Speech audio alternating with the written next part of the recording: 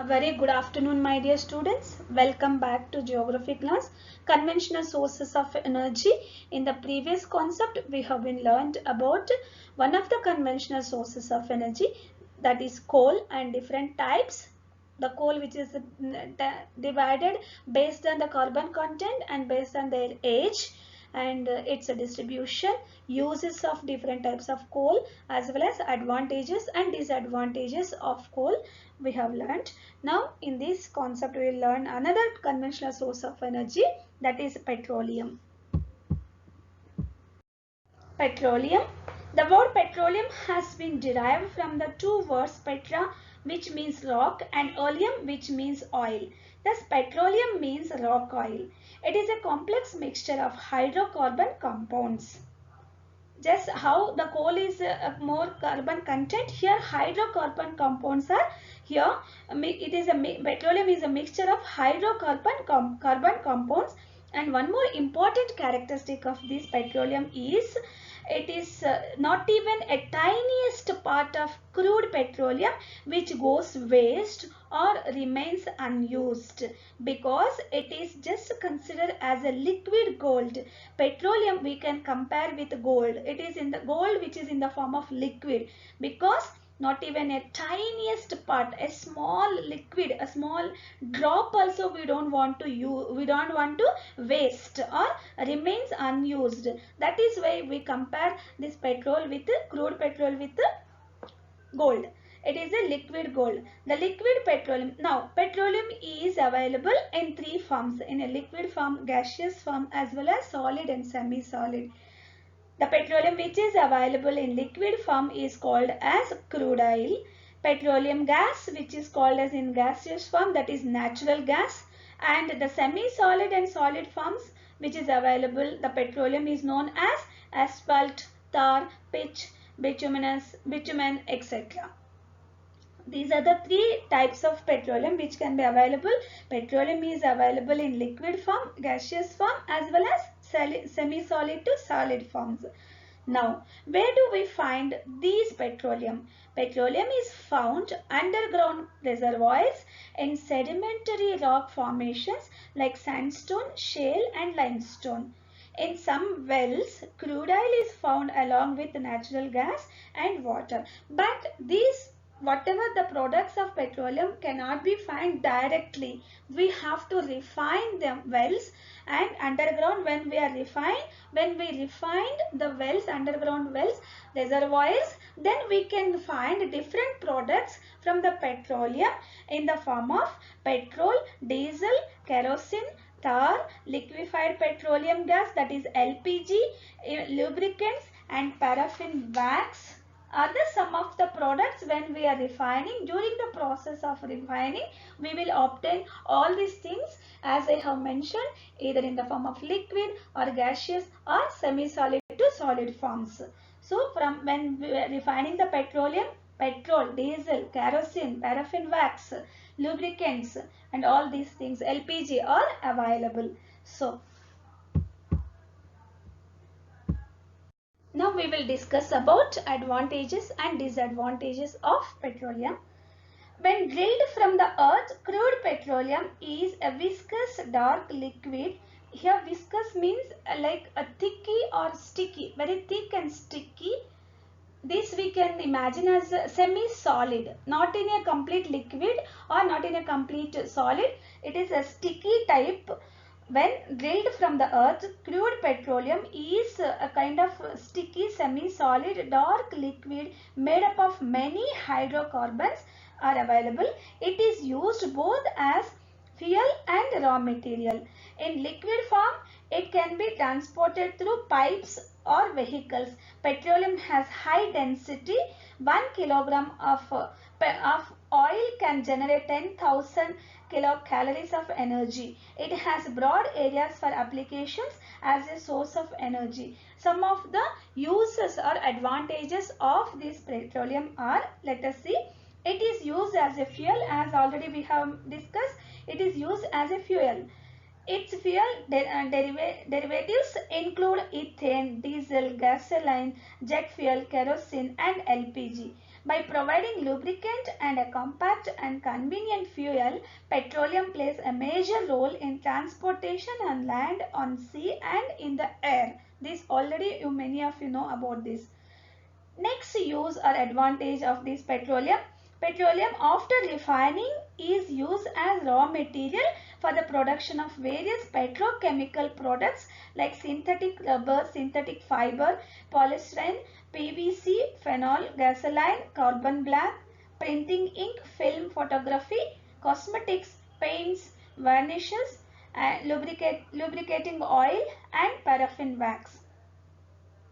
Next, third use, if you write any two types names of this like synthetic rubber, synthetic fiber, PVC or phenol, gasoline, any two if you mentioned also, it is more than enough when you are writing about this advantage, that is petroleum after refining is used as a raw material for the production of various petrochemical products. So, first use is it is used as a fuel. Its fuel derivatives include ethane, diesel, gasoline, etc. And it is used as a raw material for the production of various petrochemical products. Next, third advantage, petroleum is used for power generation. In India, it is combined to the use in a few thermal stations which are located close to oil wells and refineries, and also in diesel and gas turbine stations. Next, let us see the disadvantages of this petroleum. Petroleum is a natural fossil fuel. It is a natural fossil fuel and it is non-renewable. We can't, once if it is used, we can't renew it, right? Non-renewable. So its availability is limited. With ever increasing demand, petroleum resources are fast depleting. This I need not explain. Practically you are experiencing this one, ever demanding, very limited availability of limited as well as ever increasing demand. Petroleum resources are fastly depleting. They are depleting very faster. Next, extracting and burning petroleum generate greenhouse gases that contribute to the environmental pollution and global warming. Very important disadvantage. Next, its costs are quite high because of its limited supply and high demand. Next disadvantage, it's highly inflammable and can cause fires. Next, during the extraction from sea or transportation, if oil spills in water, it can pollute water and cause the death of a number of marine animals. Next, we will move on to oil refineries in India and their distribution in India. Oil refineries, crude oil is refined and processed in refineries to produce light distillates like gasoline, LPG and naphtha, middle distillates such as diesel and kerosene, and heavy ends like fuel and lubricating oils, bitumen, petroleum, coke. In India, most of the refineries are in the public sector with 5 in private and or joint sector. The Reliance Petroleum Limited at Jamnagar in Gujarat was the first refinery in the private sector. Most of the refineries are located near the oil fields or near the coast. What is the reason? Give reason. It can be asked as a question. Give reason. They are located near the coast because to minimize the cost of transport and to avoid the risk of transporting the oil inside the country due to its inflammable nature. Here once again, how this crude oil, while it is refining, the crude oil when it is refining, during the process it will produce light distillates like gasoline, LPG and naphtha. Middle distillates like diesel and kerosene will be produced, and heavy ends like fuel and lubricating oils, bitumen, petroleum, etc. will be produced. So in India, we have most of the oil refineries are in public sector with 5 in private and or joint sector. The first private sector which is established in India is the Reliance Petroleum Limited at Jamnagar in Gujarat was the first refinery in the private sector. Then what is the reason most of the oil refineries are located near the oil field or near the coast? means to minimize the cost of transport and to avoid the risk of transporting the oil inside the country due to its inflammable nature. Next, distribution. The entire oil production in India so far comes from the Assam-Arakan belt, the Gujarat-Cambay belt and the Mumbai high offshore zone.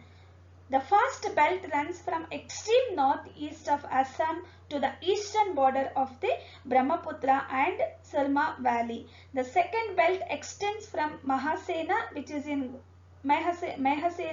Gujarat in the north to the continental shelf of the coast of Ratnagiri, which is in Maharashtra in the south. It's not much more important. Now whichever we are going to discuss, in order of its importance, the main areas of mineral oil deposits or these crude oil deposits which are located in India are Mumbai high, oil fields of eastern region and as well as oil fields of western region. Here only we have to learn while distribution about the concept of distribution. You have to learn about Mumbai high, then oil field of eastern region and oil fields of western region. Here Mumbai high in Maharashtra, about 176 kilometers of Mumbai in the Arabian Sea. A huge oil deposit known as Mumbai high was struck in 1974. Mumbai high is the most productive oil field and has a reserve of 5 crore tons of oil. Why it is called as Mumbai high? It is so called because of the height of the syncline of the rock structure in which the oil has been struck. Here this is off coast. It is inside the coast, my dear. It is not on coast. Mumbai high is the off coast oil field which is located 176 kilometers off Mumbai in the Arabian Sea. It is because of its little height of the syncline of the rock structure. That rock structure, it is in the Arabian Sea. It is located, so it is off coast oil field as well as it is the most productive oil field also in India. Got it? It is higher than the normal height and oil is taken from the depth of over 1400 meters with the help of a specially designed platform known as Sagar Samrat. It is a self-propelled jack-up type of drilling platform. So this is about Mumbai high. According to its importance, we have divided as three distributed areas in India. First one is Mumbai high, where it is located. It is 176 kilometers off Mumbai in the Arabian Sea. Why it is called as Mumbai high? You have to explain that because of the height of the syncline of the rock structure in which the oil has been struck. So next, all oil fields of eastern region. India's oldest and important oil bearing area is the eastern part of Himalayas in Assam. Degboi oil field situated in Lakhimpur district of Upper Assam is the biggest oil field in India. It is also oldest as well as biggest oil field in India. Next, oil fields of western region in Gujarat-Cambay basin. In Gujarat, Cambay basin is the site of a main oil-bearing sand. The other oil fields of importance in Gujarat are Kalol, Koyali, Kasamba, Sansad, Khatana, Ankaleshwar and Nagaon. These are all the other important oil fields located in Gujarat, but very important in Gujarat, Cambay basin is the site of the main oil-bearing sand in Gujarat. These are the three distributed areas according to their importance.